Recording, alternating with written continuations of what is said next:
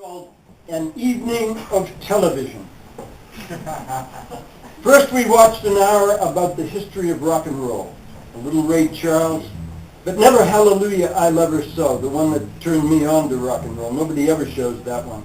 A little Muddy Waters, a lot of Little Richard, Chuck Berry, satisfying white country musicians, Elvis, satisfying blacks.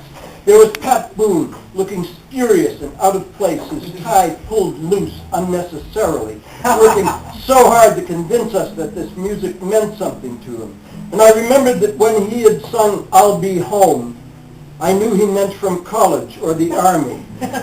Later when I heard the Flamingos sing the same words, I knew they meant from prison.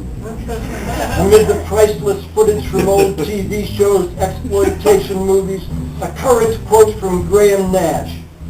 Anybody who doesn't say they got into music to get laid is not telling the whole truth.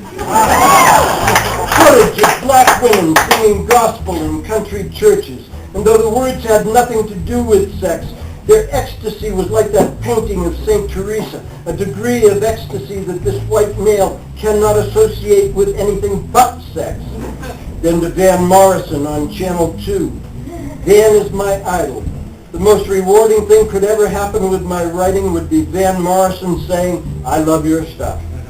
The show begins with Van sitting on a dock in Mississippi with John Lee Hooker, sharp old man in a cream snap-brim hat, strumming his guitar, singing the simple blues, same theme over and over again, with only the subtlest of variations. To witness it is not so much to listen to music as to watch a man go into a religious trance. Meanwhile, Van is noodling on harmonica, sometimes harmonizing on a line. And you can see John Lee thinking as he sings, I hung my head and cried. Who is this pudgy white boy? And whoever told him he could play that hard? And I'm starting to think, this is too authentic for me. I like Bill Morrison singing about Robert Johnson better than I like Robert Johnson. I always loved Stan Getz, never quite got into Charlie Parker.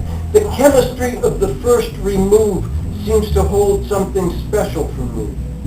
Now Van is fronting 10 or 12 musicians, some white, some black, none young, none female, drums, horns, synthesizer. Not one of the songs I love, Redwood Tree, Give Me My Rapture, Wild Night, You Make Me Feel So Free, but a later, simpler song. Van does a verse and there's a sax break, does another verse and turns the synthesizer loose.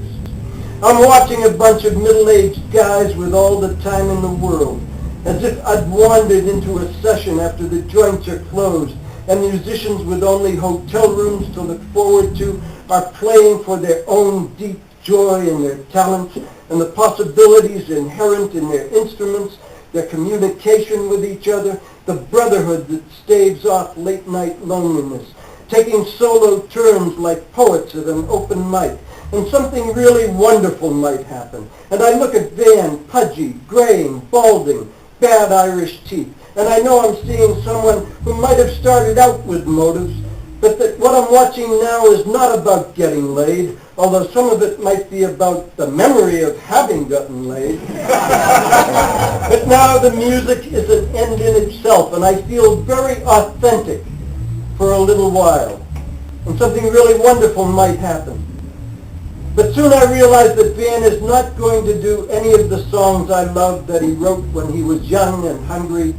All he's going to do tonight is later, simpler songs, songs he could have written in his sleep.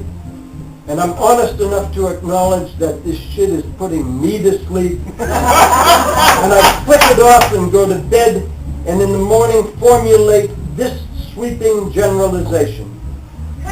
Some art is created for its own sake, some in an effort to get laid.